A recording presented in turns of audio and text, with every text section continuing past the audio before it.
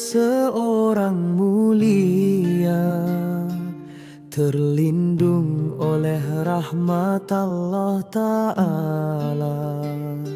Sejak kecil dijaga penuh kasih, dibesarkan jujur, amanah, bersih. Al-Amin gelaran baginda diberi, hati yang suci tiada bernoda.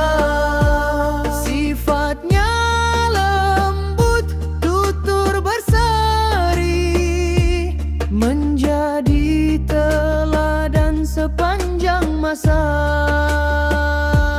Ya Rasulullah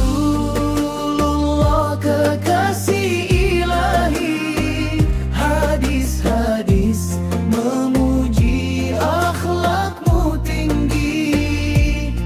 Engkau diutus membawa rahmat, cahaya penunjuk selamanya berkat.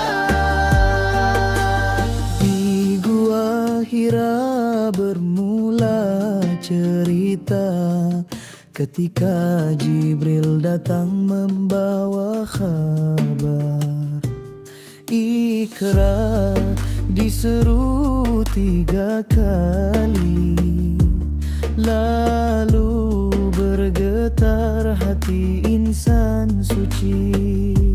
Khadijah menenangkan resah di dada, meyakini suami insan yang takwa.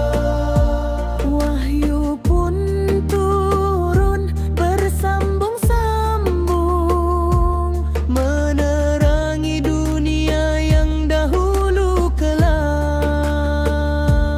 Ya Rasulullah kekasih ilahi, hadis-hadis memuji akhlakmu tinggi. Engkau diutus membawa rahmat, cahaya penunjuk selamanya berkat. Tibaling batu di Taif pedih, namun baginda tetap memaafkan. Hadis kisahkan sabar yang